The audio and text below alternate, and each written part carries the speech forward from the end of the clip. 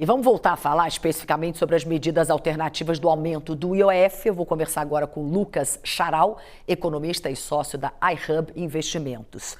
Lucas, boa noite para você, obrigada por estar aqui com a gente.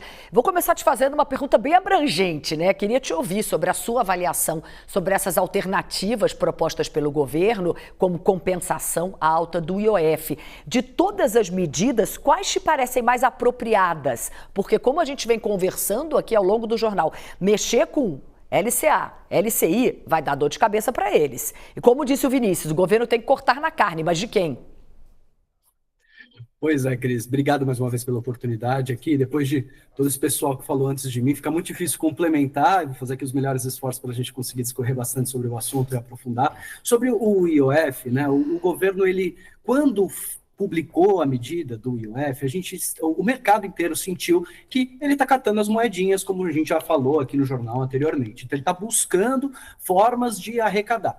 Nessa uniformização do IOF, eu não sei se voluntariamente ou involuntariamente, às vezes parece que o governo está fazendo tentativas para ver o que emplaca, o que passa pelo Congresso. Mas nessa primeira medida publicada na uniformização do IOF, nós tivemos uma certa uniformidade em alguns produtos financeiros que antes eram muito caros por conta da utilização, por conta do IOF que era mais elevado, como, por exemplo, algumas formas de compra através de cartão de crédito ou até mesmo a dolarização através de contas internacionais que tinham alguns benefícios antes, né? E aí eu estou falando do o que foi melhorado, né, no sentido dos cartões que ficaram um pouco mais baratos, né, e ao mesmo tempo o que foi piorado, que antes era uma alternativa muito mais econômica em termos de IOF, que eram as contas internacionais, que agora passam a pagar uma taxa de IOF de 3,5%, o que, né, acaba tornando tudo meio que a mesma coisa em termos de custo para as compras e aquisições internacionais. Então, essa é a minha leitura em torno dessa uniformização do IOF e os impactos que tem diretamente nos produtos financeiros que a gente vê.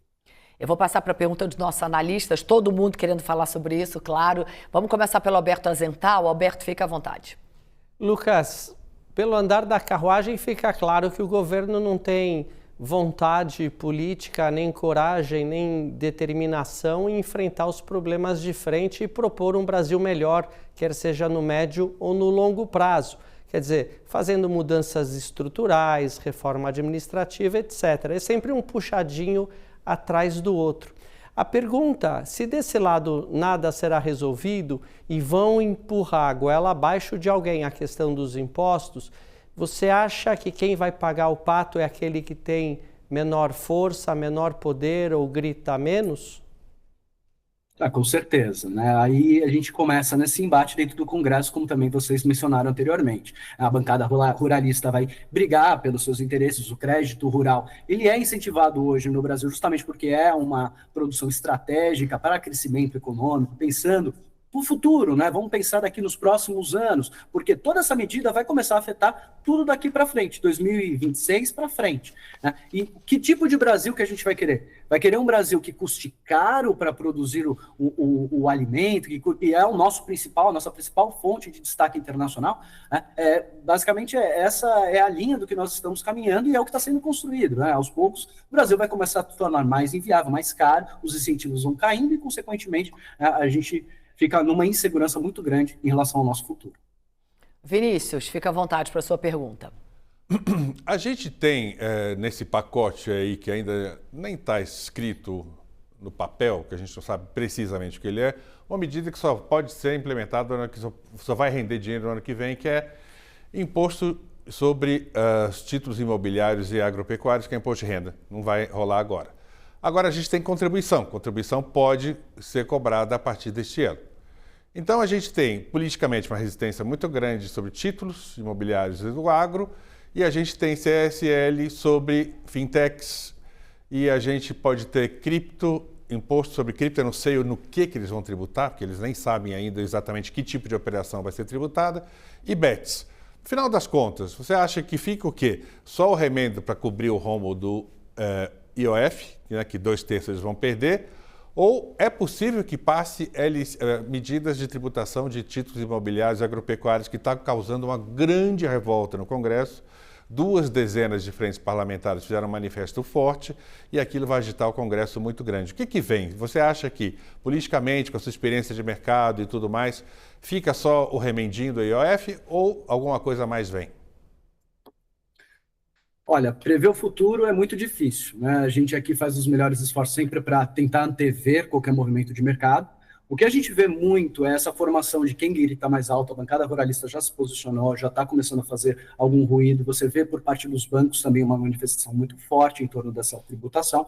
E vai ser muito a guerra dos gritos. Quem vai gritar mais alto, quem vai querer conseguir montar o seu lobby de uma forma mais estruturada dentro do Congresso para barrar e tirar essas barreiras de incentivo que estão aparecendo com essa anseia arrecadatória do governo. Né? Agora, um outro ponto que eu acho que é importante comentar, eu acho que agrego falando isso a vocês, é essa mudança, essa tarifa IOF, tarifa investimento, não tarifa IOF, vai e vem. Isso causa nos investidores uma anseia muito grande, fazendo com que muitos dos investidores busquem a realização dos seus investimentos, movimentem, mandem dinheiro para fora, apliquem, por exemplo, títulos incentivados, buscando pegar essa lacuna disponível de títulos incentivados que há esse ano. Então, isso é muito ruim para o mercado. Esse que é o meu ponto. E isso vai causar muita turbulência. E isso que a gente espera acontecer ao longo dos próximos meses. Vou passar para a Júlia Lindner, nossa analista que fica em Brasília. Júlia, por favor, pode fazer sua pergunta. Lucas, eu queria te perguntar sobre uma outra proposta que tem sido debatida, ainda que com um pouco mais de ceticismo, que seria aquela questão de uma revisão de benefícios fiscais, né, isenções tributárias. De que forma você vê isso prosperando nesse ano, especialmente, e até para viabilizar também tecnicamente quais seriam os desafios de tentar fazer, né, uma revisão linear, como tem se falado muito? Bom, em relação à revisão das concessões já realizadas, isso é muito difícil por alguns direitos e algumas estruturações de empresas que dependem disso para funcionar. Então, uma mudança muito drástica nesse sentido vai causar uma turbulência ainda maior. O governo quer isso antes de um ano eleitoral. Nesse vespero que eles querem mexer. Então, existe muita delicadeza na tratativa desses assuntos no momento atual, e falar qualquer coisa nesse sentido, tentando prever o que vai de fato acontecer, eu acho até um pouco imprudente.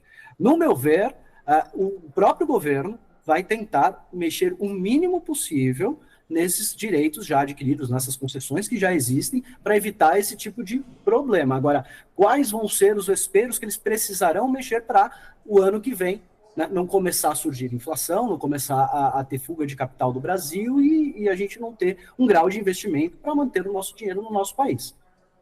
Lucas, isso me leva a te perguntar, lembrando aqui que o presidente da Câmara de Deputados, Hugo Motta, disse que não tem o compromisso de aprovar essa medida provisória com as propostas do governo. Então, minha pergunta é a seguinte: caso essa MP não seja aprovada, quais são os impactos para as contas do governo e para a meta fiscal?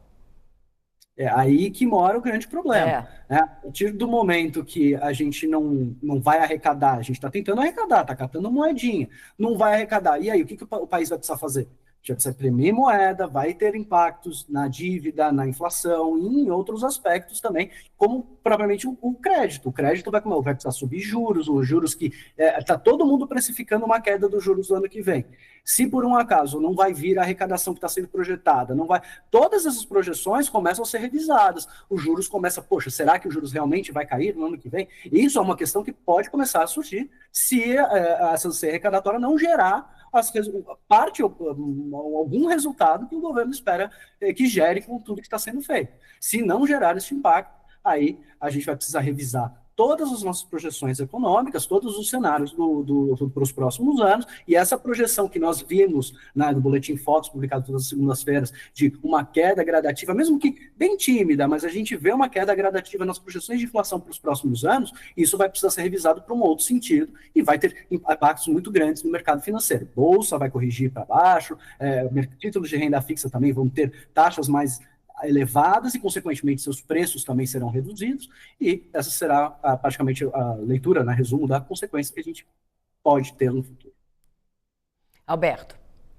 Lucas, em termos, você estava falando exatamente sobre isso. Você acha que levar adiante essa discussão sem solução vai deteriorar tanto assim os números no final desse ano? Talvez para o final desse ano, não. Eu estou falando mais para os próximos anos, né? Eu estou falando do final de 2026, 2027, 2028. 2027, 2028, Focus esquece. A gente nunca na história, eu estou há mais de 15 anos no mercado, eu nunca vi os Focus acertar projeções tão longas. Mas a tendência é muito importante. Quando você vê uma tendência de elevação ou de redução, isso impacta em muito os títulos hoje.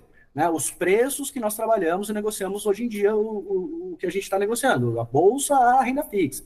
Então, quando há movimentações contrárias a essas projeções, as correções do mercado são bastante agressivas. Vinícius. Lucas, como até a Júlia lembrou aqui, ainda existem uns remendos aí que são mais improváveis, mas que dá para o governo fazer. Que ele não queria contar com isso porque é um pouco incerto. Primeiro, ele pode dar uma pressionada mesmo para se extrair mais dividendo. Se não da Petrobras, embora isso esteja na mesa, do BNDES. E, além do mais, ele pode contar com alguns dinheiros de participações, concessões de petróleo, embora o setor já esteja reclamando que não vai querer mudança nos contratos de participação, mas algum dinheirinho vem. Para a gente fazer uma estimativa aí, tapando o rombo do IOF, seja com um pouco de cripto, um pouco de BET, um pouco de dividendo e um pouco de participação de petróleo, coisa parecida, dá para levar com a barriga até o final do ano que vem ou vai ficar essa dúvida de 2026 já? Como é que fecha 2026 sem um tributaço maior? Bom, ainda as projeções para 2026 são bastante positivas, né? Apesar de todo esse cenário, essa turbulência que a gente está vivendo hoje, a gente vê, né, os dados que nós temos, as projeções que trabalhamos, é uma projeção positiva para uma redução de inflação, uma convergência da inflação, ainda não para a meta, tá no topo da meta de juros, mas está, né, dentro de um controle, vamos dizer assim, né? Não vejo isso, assim, eu não tenho um dado que eu consiga afirmar categoricamente para vocês que, de fato, se não passar nada disso, se os penduricários essa ceia e não gerar o resultado, se isso vai ser tão drasticamente corrigido a ponto de corrigir as projeções do ano que vem. Eu já vi isso acontecer antes. Esse filme eu já vi antes. Já aconteceu antes. Vai acontecer de novo? É muito difícil de afirmar, mas Brasil, a gente já sabe como as coisas funcionam. Sobre duas questões que você pontuou, que eu acho muito importante comentar. Primeiro, sobre esse aumento do dividendo da Petrobras, do BNDES, isso é extremamente prejudicial para o mercado. Quando o mercado vê essa intervenção tão direta na participação do governo, ou até mesmo influenciando nas decisões, como também já visto em filmes passados do Brasil, isso deteriora muito a imagem da empresa e, consequentemente, seu valor de mercado. A Petrobras hoje é um dos maiores players de bolsa, um dos maiores, os maiores patrimônios de bolsa, e quando há essa subprecificação, a gente sente no nosso índice Bovespa de uma forma bastante gritante, né? E no BNDES, a gente também já viu história recente do que já aconteceu no passado em relação ao BNDES e será que a gente quer viver esse filme de novo, né? Será que é por esse caminho? Quando há essa intervenção, essa manipulação dessas empresas que têm como puro objetivo fomentar, né, a economia, são setores estratégicos que são para a nossa potência como país se desenvolver. Quando isso volta para pagar conta, começa a ficar perigoso.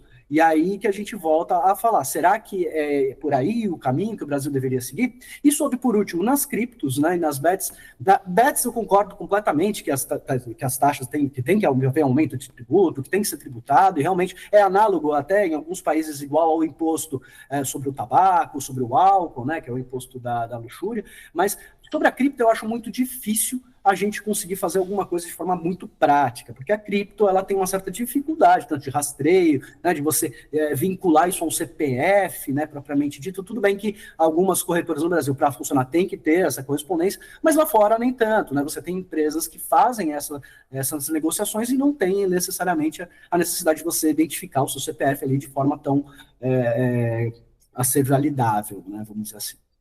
Júlia, fica à vontade para a sua pergunta. Lucas, a gente vê o governo claramente tendo que recuar de uma medida que já foi muito controversa, mas ao mesmo tempo tendo esse diálogo mais próximo com os parlamentares, inclusive com a cúpula do Congresso reunida em mais de uma ocasião. Como é que você vê nesse momento a imagem da equipe econômica, em especial do ministro Fernando Haddad? Muito difícil de comentar esse assunto realmente para o mercado. A imagem do Fernando Haddad não é de um exímio economista. Tá? Muito pelo contrário, a imagem ela está desgastada, o mercado não vê ele como a solução para o Brasil, e isso, de fato, a gente está vendo, né, na reação dos investidores, que, né, hoje a Bolsa chegou a cair 1,1% ao longo do dia e hoje fechou a 0,3%. Então, essa volatilidade toda, essa oscilação de mercado, ela é oriunda de uma equipe econômica que está demonstrando ações frágeis no controle da economia e no controle das contas do próprio governo. Lucas, muito obrigada. Prazer conversar com você. Volte mais vezes. Boa noite, boa semana. Cris, é um prazer. Cris, muito obrigado a vocês. Espero mais vezes poder participar e contribuir no programa. Obrigada.